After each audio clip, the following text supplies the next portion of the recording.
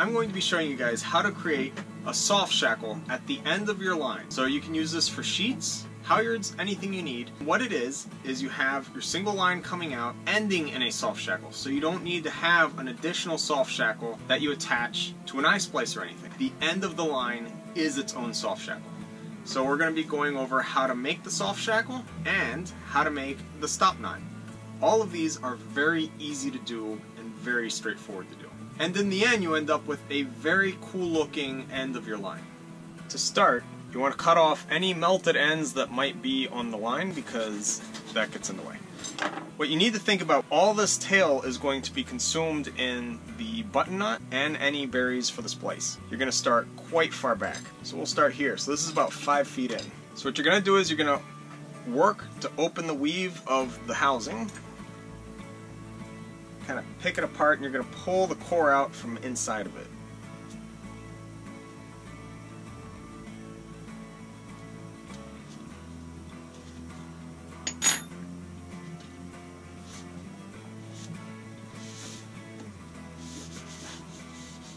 So now you have the line coming in, the core comes out, and then you have the cover.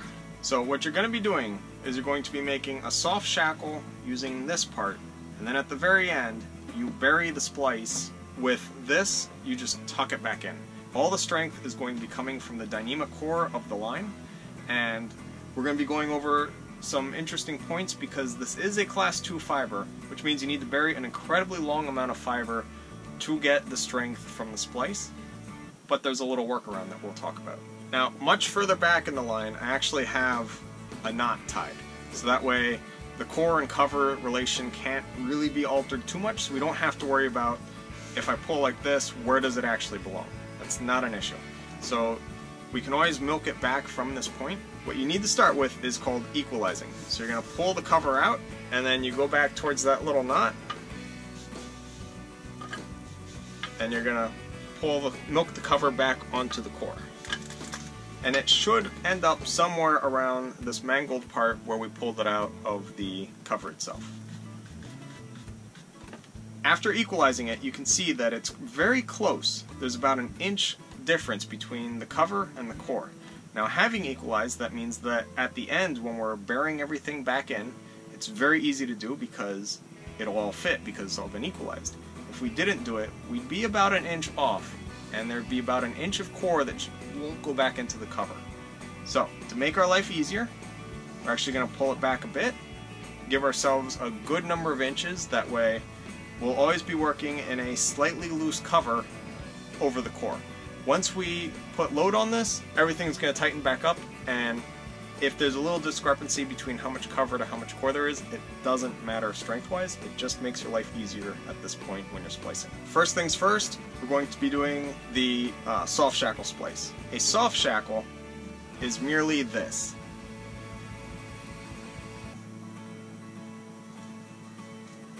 You have a little eye, and then a section where the eye can slide to get larger, and then close back down. And then at the other side, you have a splice, which locks everything together, and then a stop knot, and then a tail, which I like to have a tail at the end of my knots, simply so that I can feed it through, work it over, and then pull it tight.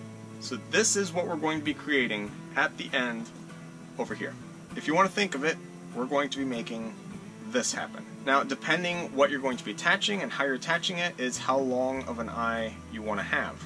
So I like soft shackles that are very short because then when you attach them, the thing that you attach is very close to that point. It's not way up in the air.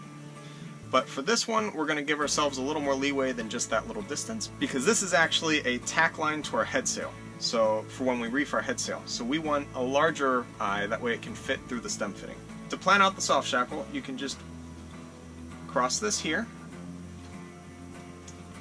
and then back here we can have it cross again. And that's it. There's the eye. So there's our soft shackle, and then all of this is available for the tail to make the stop knot and anything else that we need to do. Now, it's really important to note that whatever distance you have between the eye and where the splice ends, that is the maximum your eye will be able to open.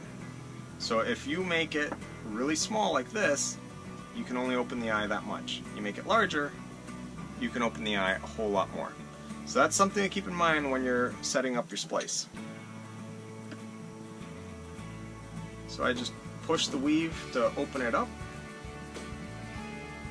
Then we just pass the fid straight through it.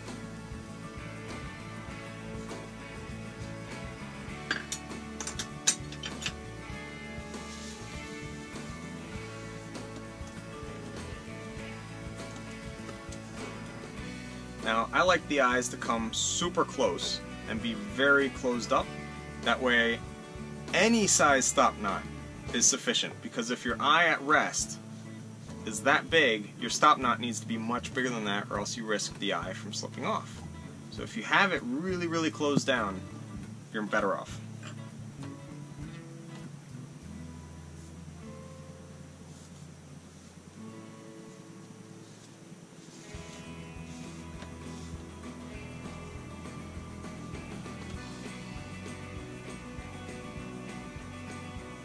Here you can see, if I put a pin in this to hold it, when the eye is opened, you can open it really large, so that way it's really easy in the dark to feed the stop knot through this. And then when you close it down, it's very closed up. So that is all you're really doing. You have your big eye, and then you close it right up. So, in order to make this splice here really strong and lock it and hold everything together, we're going to be doing a Mobius Brummel splice at this point. So the easy way to do this, which is the incorrect way, is to also then just pass this line back through. So you spliced it through and then through again. And these bends will create some resistance, which will help hold some of the weight that this soft shackle is going to be subjected to, but not that much. And it's not that strong, and it's not a good idea to do that. So, since you're going to be doing this, do it right, that way you don't have to worry about it. So, to do a Mobius Brummel splice, when you only have access to one end, what you're going to do is you're going to take your fid, and you want to make sure when you're doing the splice that these 2 points are even, because if they're not, they're stuck. So right here, and then the whole line is going to pass through this.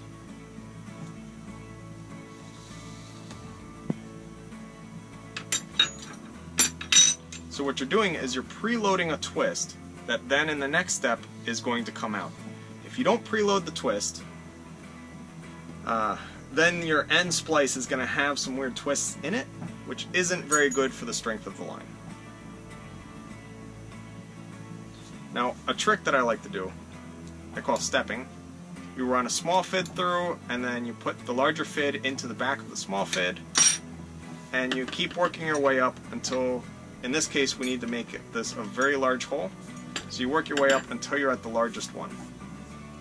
Then at the largest one, you're going to put them end to end, and then slide over each other, and then you'll have them both in there, and then you can really torque on them. So, end to end. Through.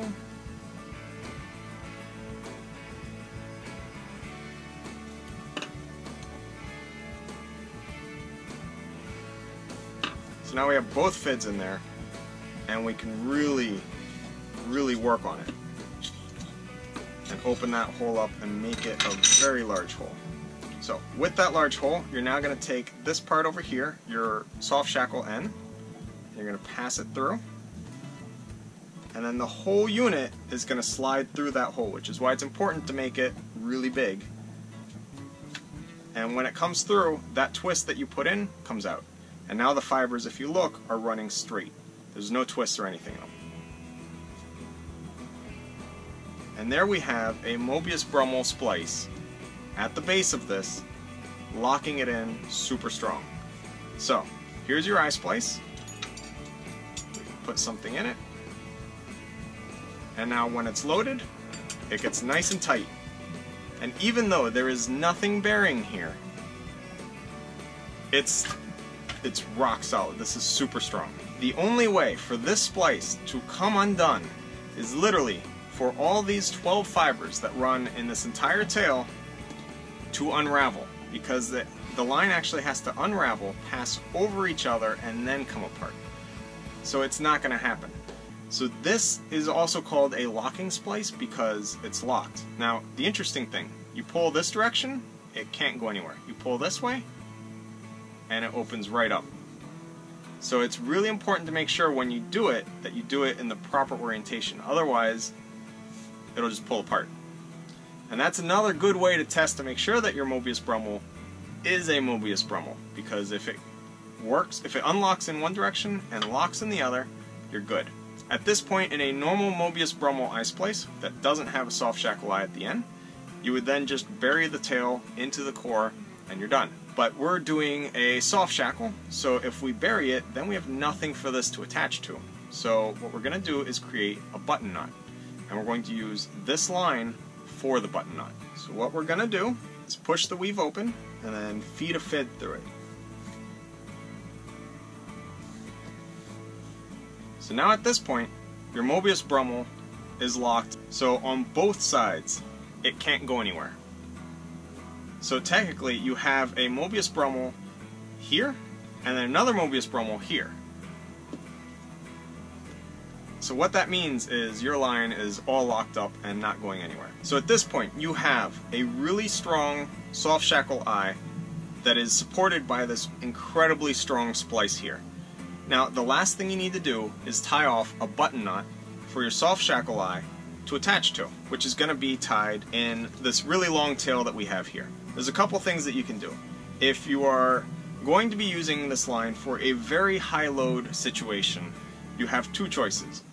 One is to make your life really complicated, and what you're going to do is after you have your length for the button knot, you're also going to bury a section of this line into the core and then struggle really hard as you try and milk the cover back over the core, because your core is now going to be double the thickness because you have another line buried inside of it. Option 2 is simply to use a thicker piece of Dyneema. So simply upsize the line that you're going to be making the splice in, and then the line is going to be so strong that it won't have problems with that application. Being how this is oversized for the application that we're going to be using it for, what we're going to do is tie off the button knot in a simple single piece here. Most soft shackles, the button knot is tied off using two lines that are tied together into a single button knot. I personally prefer to use the lover's knot, which uses two lines coming in, and then I splice them together and make it look like it was a single line coming out. And the reason I like this knot is everything is straight. It's straight coming in, it's straight coming out, so the forces on it are very uniform. And then the other thing I like is it's very symmetrical, it's balanced, and there are no sharp turns in the knot. So that sharp turns are what weaken the line and make it break. And being how everything is uniform, this knot simply holds very well in a soft shackle application. Now, the version of this knot that only uses one line to tie instead of two is called the double Fisherman knot. So the double Fisherman knot is simply tied by taking the line, putting your thumb on it, and wrapping it around your thumb twice, going back. Then you pull your thumb out, you take the tail, and you push it through where your thumb was. And that's a double Fisherman. Now, while it's loose, what you're going to do is you're going to scoot it over so it's nice and close to here, and then you're going to tighten the knot down.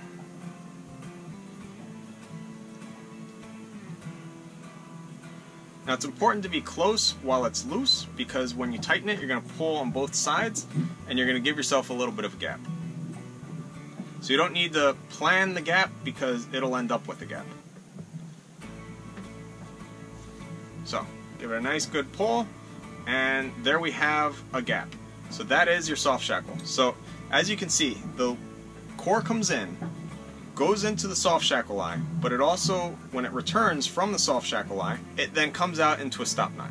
Now this stop knot, you can see when we load it, pulls up. So the force right here is really, really high. So that's why it's important to upsize your line That way the load that it's going to be subjected to, even with these hard turns that it's going to have, are still within the safe working limit of this line. Now if you're kind of pushing it and you're using a smaller line than you should, what you want to do is take this nice long tail that we have and you're going to splice it into the core. Again with a Mobius Brummel splice down here, that way it's a really strong splice, all tied in, and then you're going to tie the lover's knot using the part that comes out of the eye and then the part that comes out of the core. With soft shackle knots, I always like to cut them off with a bit of a tail, and the reason is, when it's dark and you're fiddling with it and you can't see what you're doing, you can just shove your hands down there and you can feel for the eye and open it up, and all you have to do is get the end through and then you can work it over the knot. And then you pull it over and you're done. You don't have to worry about much because you can pull with this and it gives you a little handle. Trying to fiddle with the knot while you're passing the knot through the eye can be a little tricky sometimes, especially if you're in a pitching sea and you need to get it sorted out quickly. Now the other thing, having a tail means that it's less easy for the knot to come untied. If you cut the tail off short right at the end of the knot, what you're going to end up with is the risk that the knot could capsize on itself and then fall apart. And then your soft shackle falls apart because you just lost your stop knot. For that reason, I like to have a tail at the end of them, simply because it's very useful. So we're going to cut it off right here, and then we'll just whip the end.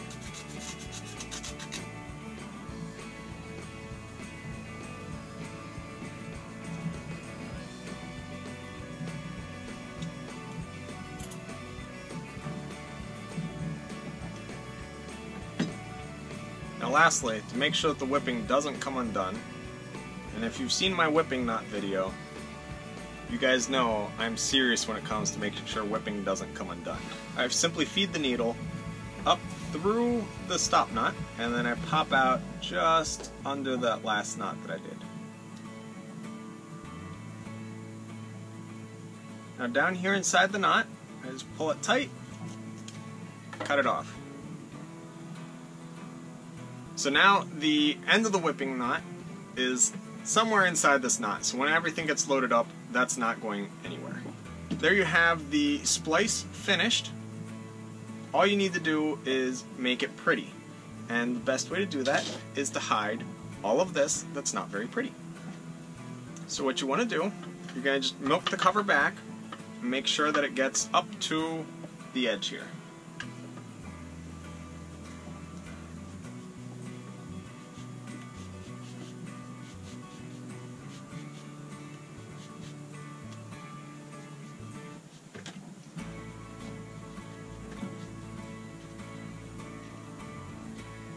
Okay, it makes it, and we have all this excess cover here, so that means that we're going to have an easier time burying this than we would otherwise. Now, I say easier and not an easy time because it's horrible, and this is probably the hardest part in the entire process, is burying this last little bit.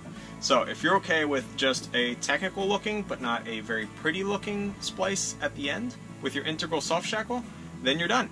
You don't have to do anything else. You can just cut this off and then whip it, and then you're finished. But if you want it to look really nice, then you're going to have to do this. So it's best to have the soft shackle on, that way you don't get confused and put this part on the wrong side. So what you're going to be doing is simply burying this back in and making it look like that. And then it's just a whole lot prettier. First things first, I'm going to cut off this excess that we do not need at all. And now we're going to get this ready here. So what we're going to be doing is simply burying this into the cover, not inside the core, but next to the core inside the cover, and just for a few inches. This has zero load on it, so you don't really have to worry about it coming unraveled or, being strong. It's merely there to make this look pretty, because you have to admit, that looks so much better than that. To make it fit, 'cause that's the hard part, you need to make this a lot thinner. So the easiest way to make it thinner is to reduce bulk. So this is EnduraBraid, and if you look at it, you'll notice that it's all 2 yarns for every fleck of color that's going in one direction or another. If you take out every other one, so that way it's only 1 yarn going in a direction instead of 2 yarns, you just took down the size by half. When you pass the cover over the splice and back up to where you're going to be burying it, which is right here, that means that you need it to look really nice all the way up to here. Anything after that is going to be buried inside the cover, so no one's going to see it, so it doesn't really have to be beautiful. So we're going to start working around here. So what I'm going to do is literally pull out every other fleck. Here you have the thicker cover, and then it tapers quite quickly into the thinner cover. And this transition's subtle enough that you can get it where you need it to go. So I'm just going to pull this back a little bit just because it gives a little more working area inside there. And now we start feeding in fids. So this is a very, very tight area, so I always start with a tiny fid. Get in, work it, get it opened up a little bit, and then I can follow it up with a larger fid after that. So instead of a D-splicer, I just use a piece of wire that at the end forms a little loop. And with the wire we can just feed it through the end of this, and then position the cover directly in the middle, and then when it pinches it pulls tight and it pulls from the middle of it. Having our soft shackle closed, we can see exactly where the eye is.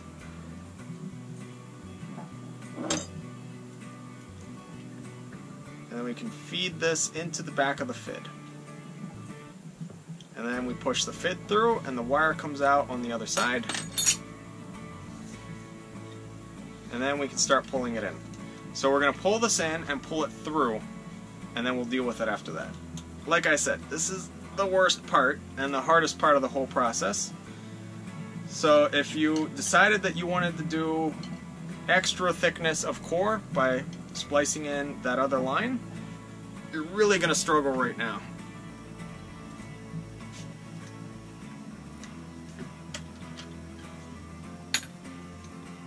Okay, before you cut this off, you need to pull the cover, you need to pull the core back into the cover. So this whole part over here actually belongs inside of here. So to do that, you have this knot that you tied here, and this is the end. So you know everything beyond there is untouched, and this is the part where the core and cover discrepancy exists. So you're going to milk the cover back over the core. As I do this, you'll see that this part here is going to just swoop back into there.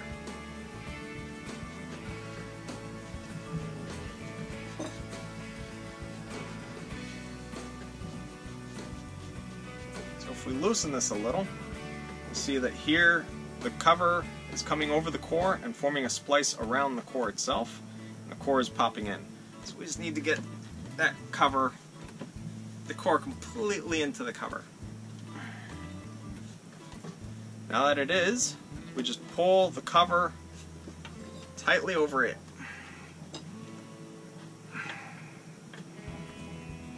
And that looks a whole lot better. So what we're going to do is we pull this tight, and we're going to cut it off, and then we'll milk it back in.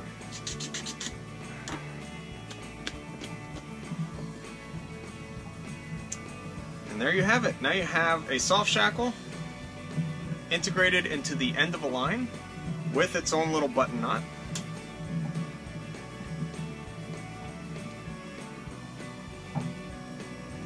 And when you set it up and pull it, it's nice and tight on there. There is no chance that it's going to slip off that button knot, and you're done.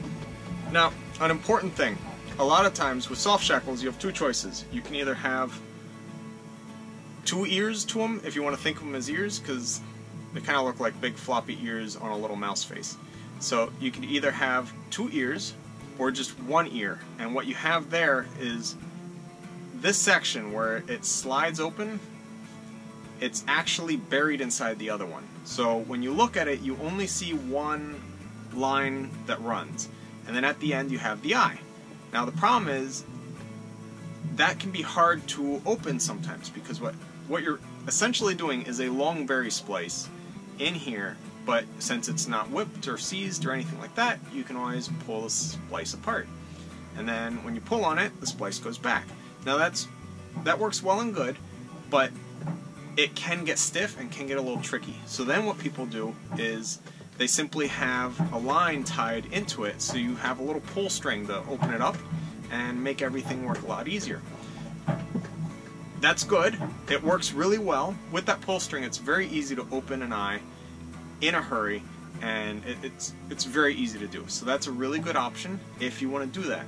But the thing is, you need to have a pull string, and the line has to be buried, and all these things start complicating the issue, where with having the two ears exposed, one, it'll lay on a surface a lot more evenly, and both are going to be turning at the same radius bend because they're both equal and next to each other. Whereas if you had one inside the other, then, you know, some properties start changing there. And the second thing, you don't need any of the other parts, like a drawstring or anything, because you can just pull it apart. It's all open and accessible. So I personally like this one because if a soft shackle won't open for whatever reason, since all the parts of it are exposed, you can work on it a lot easier. So I personally prefer doing the ones that have two ears. If you want to do the buried kind, by all means, it's pretty much the exact same process as this.